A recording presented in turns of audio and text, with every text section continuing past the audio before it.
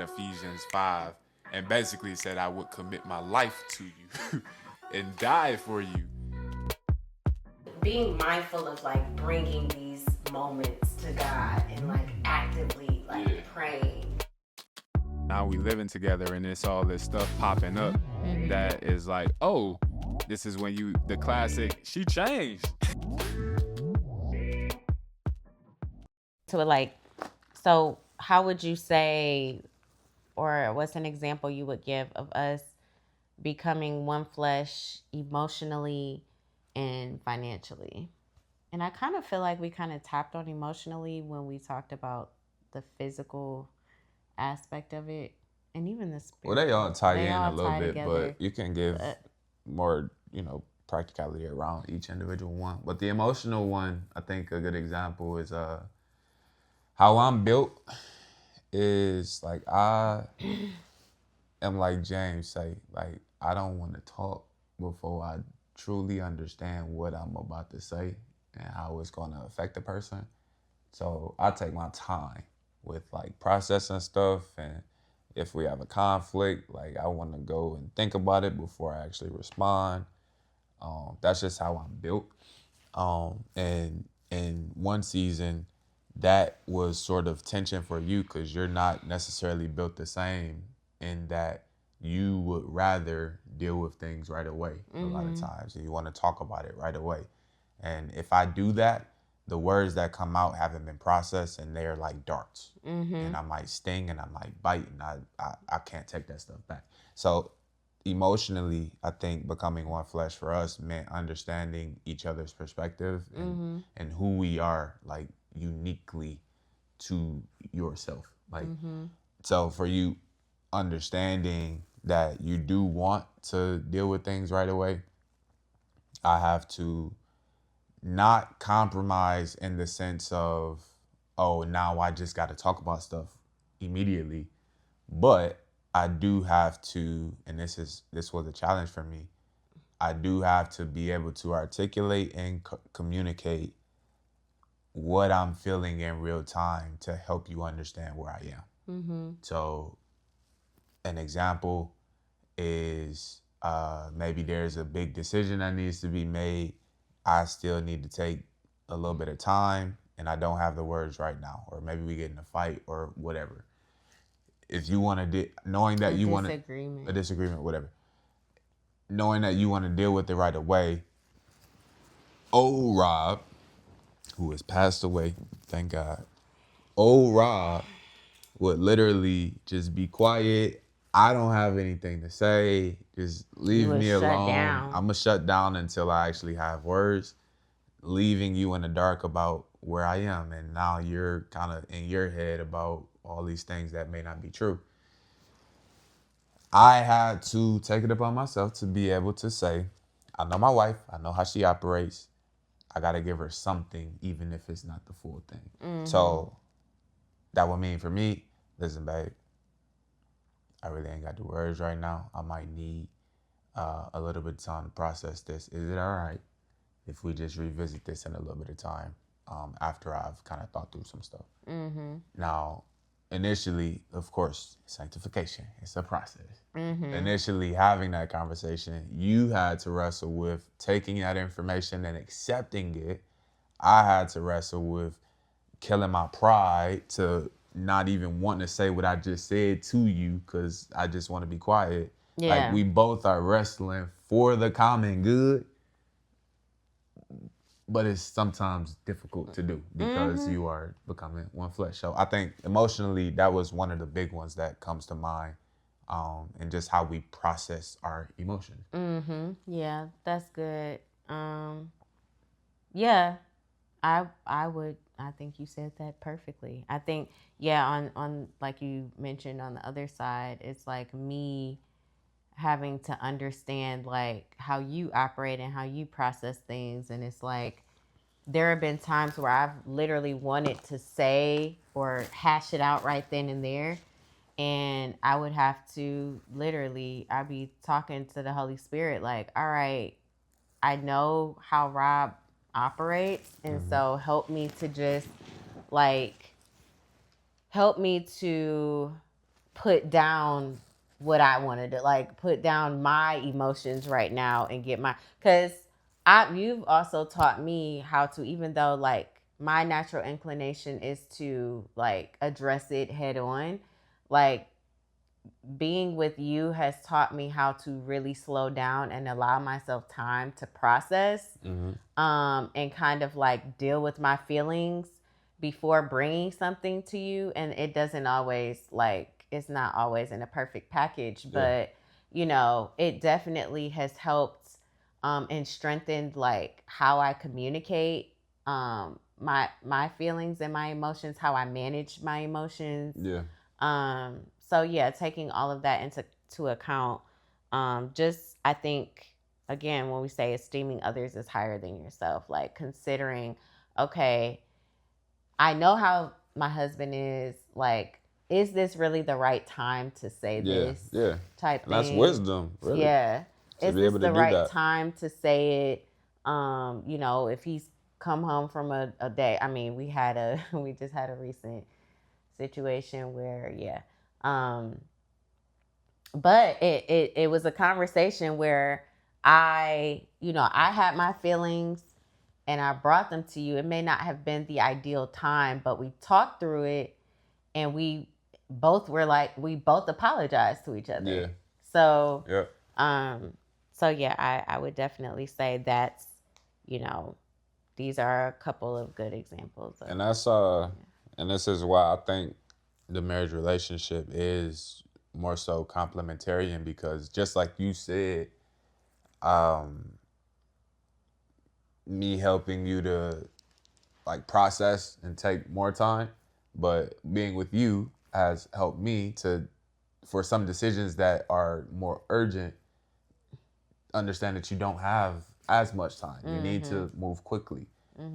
So I think it is a balance, and I think it is complementarian in that two people, again, two different backgrounds, you teach each other. You learn from each other, in the sense that, like, it's not good for me to have to take all this time on every decision. Some stuff is going to be more urgent, and if I haven't got that rep in plenty times to be able to make a decision, be confident in it, and move in it, then we might be at risk sometimes. Yeah. So I think that's a really good example of, combining the emotional capacities, and you hear this word emotional intelligence all of the time. But I think that's a great example of what that really looks like. Yeah. Last is financially, and I think that this will be a good way to kind of close out, and we have other, videos, or we plan to have other videos where we're going to dive deeper into like how we manage our finances in the household. We have done episodes on that, but I think we've learned so much, just this year, in how we can better steward our finances. Yeah.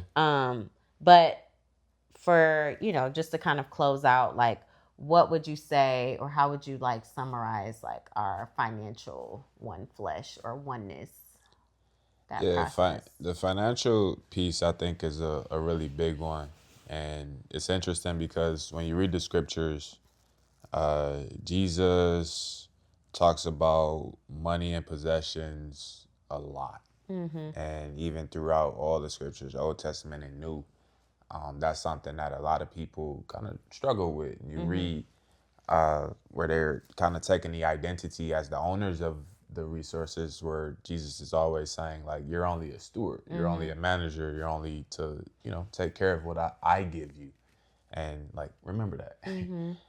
So even for us, I think just having a proper understanding of what are we doing? Like, what are we trying to accomplish? How is money and possessions going to help us to do that? And I think part of becoming one flesh, when you're single, you're selfish. Just outright. I'll speak for myself. At the beginning of our marriage, I had to renew my mind and thinking about other people higher than myself. Like, that's a natural thing that you just have to do. So, yeah, us becoming one, financially meant having a lot of conversations around like our values around money. Mm-hmm. How are we going to use this as a resource that doesn't just serve us and Mm-hmm. serve what we want to do and serve like, all of these ambitions that we have. Mm-hmm. But if God has graced us with money and possessions, and literally our only role being here and living here is to give him glory, how do we do that with our finances? Mm-hmm. And I think keeping that as like the core and keeping that as the core and like operating in that every day takes the pressure off of me Mm-hmm. and takes the pressure off of you, and puts it back on who it's supposed to be, the owner Mm-hmm. and God. So just having that understanding, because a lot of times I love this story. I don't know where I saw this, but there was a guy on a street, and he was taking a walk with his grandson, and he was like 2 blocks away, and the neighbors knew that he was taking a walk. While he was gone, his house burned down, and the neighbors run up the street to go get him. They say, hey, your house is burning down, whatever. He slowly walks back, and he's calm as ever, and the neighbors are like, why are you so calm? Why are you so calm? He said, this time my house is God's. So if he built it, he'll sustain it. And if he tore it down, you got to figure out how to build it again. And like, you can see how the weight of that, if I'm the owner, I'm freaking out. I'm trying to figure out how to figure out all this stuff. And like, I don't have the answers. But if it's God's, then it's like, hey. He'll give you the resources and the provision to like build another, as Exactly. he said, or buy another. Exactly. So, and that's not to say that we can't have feelings about what we have, what but it's God all about has given us, but it is a perspective, a reframing, a renewing of the mind, essentially. And that's totally different, like I said, of how we traditionally think about things. Yeah. So for 2 people, this is a big one, because how you grow up with money is very reflective of like your values. In the scriptures, money is the one thing that will reveal your values without you saying a thing. Yeah. So I can look at your bank statement, I can look at your lifestyle, I can see what you value by what you choose to purchase. Yeah. So out of the abundance of the heart, the mouth speaks. But like, your possessions are going to Where tell your the story. heart is, your treasure. Yeah. Exactly. So, yeah, and I would just say, just to add to that as we're closing, like the season that we just came out of, that we shared, in a previous video, about like how being broke strengthened our marriage. Yeah. We learned a lot about finances. That was a very transformative season for us in a lot of ways, and just specifically with our finances and how we realized that there's so much that we don't need. Yeah. Like, there's so much that we do not need, and it really helped us. Once we realized that, it helped us focus not on what we don't have, but what we do have, which is like each other, our baby boy. We still have a roof over our heads. We have food on the table every day. Like, our necessities, like, and it makes us realize how much we have, even with the little. Yeah, that's big. And so, it was a huge perspective shift for us, and that now that we have more income, we're not clinging. So we're not clinging to it. We're just like, okay, honestly, we're thinking, okay, like, how can we give this? How can we like, of course there are some things that we want to get ahead on. But, financially, in terms of like getting rid of debt and like, just other things. But we're literally like so energized and like eager to give, like, because there's so many people that the Lord used in this season to like provide. Like, we had someone show up with like 4 or 5 containers of formula. Like, for all my parents who watching this, with babies, y'all know formula it ain't no cheap date. It's We not got goat milk formula at for that. about Like, $60. so yeah, so but he just used people to show us like that I got y'all. His provision. His Because provision. the basis of provision is that the need is met before the need is realized. Mm-hmm. So before we even knew that we would need anything, he had graciously planted people in our lives to do the thing.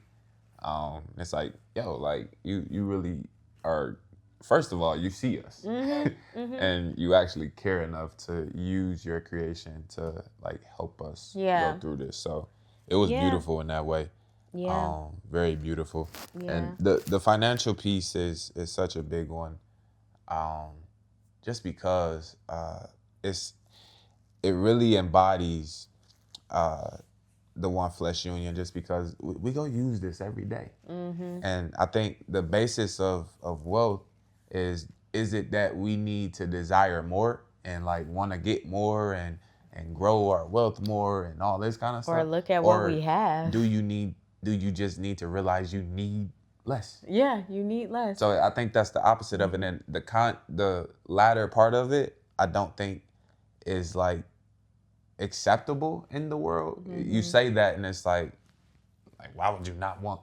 Well, like, no, I'm not being complacent here. Yeah. Like, we really are content with what we have. Like, we have a beautiful home. We got a tenant. We got like 3 cars that I'm about to sell one of. We got plenty stuff. Yeah. And it's even just in stuff. that, like he that was the last thing in that season where, you know, you were like, okay, you know what? I don't need this car. Because it's stuff. I don't need this car. It's literally just stuff. You're And trading stuff for other stuff. Even in that, once you made the decision to sell the car, the Lord made it so all of our that became the primary car that we drove. So yeah, it was like you had more time to like drive the car and all of that. So it's just like he honors when all he wants is like our hearts, our willingness, like and I think he'll give you more. Yeah, when sees you that it's don't not care important. about it. Yeah, it's not important. When it's not an idol. Yeah. When you're not clinging to it. Yeah.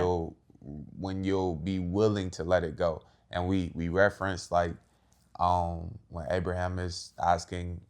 God is asking of Abraham to sacrifice Isaac. Mm-hmm.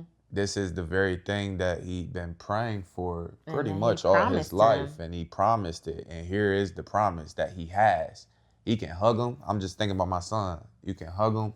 You can kiss him. He's here. And then you tell me to give him up? Yeah. Not only give him up, but kill him.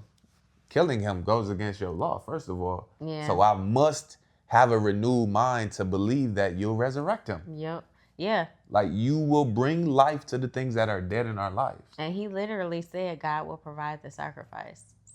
So yeah. for us, it's just literally thinking about that and understanding that even in our financial situation, we have to be content with what we have. Enjoy what we have, because if you have a moving goalpost, you'll never be happy. Yeah. You'll never be content. You'll never have joy with what it is. It'll always be about the next thing. It'll always be about the next thing. And you look up and it's like, what happened? I got all this stuff, but I never got to enjoy it. And a lot of the stuff, the last thing that we realized, like a big chunk, when you look at actually like, okay, your cash flow, and we'll dive into this in a later video, but like when we actually sat in our budget meetings and like looked at our cash flow, it's like, okay, well, if we get rid of this debt, then that'll free up like $600 that we could be putting towards, you know, something else. We could be saving, or we can be like, you know, so it's like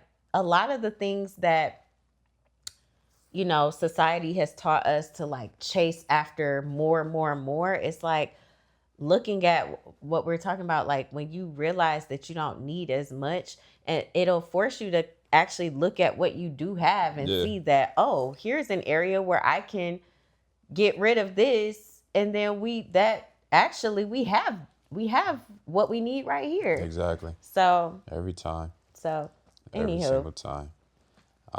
So I think those are all good. If you guys have any additional things that are like those pillars to becoming one flesh, like we talked about, emotional, physical, spiritual, and financial. If there are some others that you think fit within the category of that, we'd love to discuss it. Yeah. I don't think this is a comprehensive list, but if there are others, like I said, let us know. We want to kind of talk about those and dig into those. But I thought this was really good. I enjoyed Yeah. the conversation. Same. And And also, like, we are building our One Flesh Fellowship community.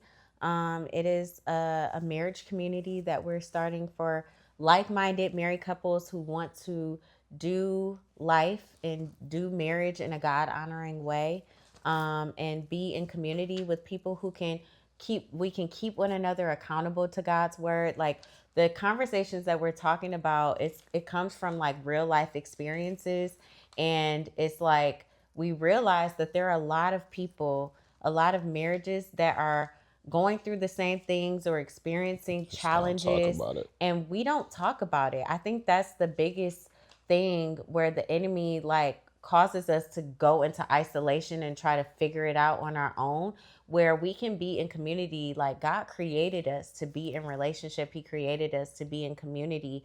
And so he is really like planted a seed in our hearts to start a community where we can all get together, where we can share, what's the word say, like bear one another's burdens, where we can like encourage one another, where we can keep one another accountable to God's word. So it's One Flesh Fellowship. We have the link, onefleshfellowship.com. We have a prayer guide on there.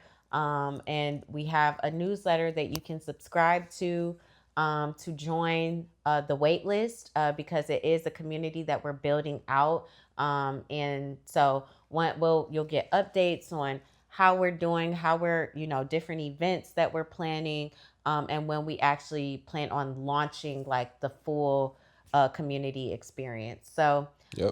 yeah, please join if you're, you and your spouse. And you have anything else to add, babe? No, I just wanted to close with, I know we read Genesis for the basis of this, but just going New Testament, Jesus himself just giving us words of wisdom on what it means to be one flesh. He, of course, quotes Genesis, but he also says in verse 6, 19:6, thus they are no longer two, but one. And this is the pivotal thing I want everyone to take away that is married. So then, no one should split apart what God has joined together. Some versions say, what therefore God has joined together, let not man separate. Let not man separate. That includes you. That's what I'm saying. Yeah. Like, if God brought it together, he won't separate it. So for those opposing forces, family, friends, influence outside, even culture, Yeah. like, please discard of that, because it is not ordained by God that thing will separate you guys. Yeah. And even inside, this is not your enemy. Mm-hmm. You guys are one flesh. You are a partner with your wife. In wife, you are a partner with your husband to keep this thing going for the sake of the kingdom and your family. So not even myself, like, I can get in the way. She can get in the way of what Jesus is telling us not to do. And check our hearts. Go back to Psalms 51 and really bring that to God, because it's ordained by him that once this thing is together, it's a forever thing, baby. Amen. It's a forever thing. Well, make sure y'all like, subscribe, check out One Flesh Fellowship, sign up for the newsletter, and yeah. We'll be doing Bible studies and stuff. Those will be online. We'll be doing Bible studies, virtual Zoom Bible studies. We have a combination of like some hybrid for those who are local. We're in the Detroit area. So we have some in-person events and Bible studies that we're planning, as well as like one Zoom. Yep. So we would love to walk through the scriptures with you guys. This is what we really enjoy to do. So we'll see you on the next one. All right. See y'all. Deuces.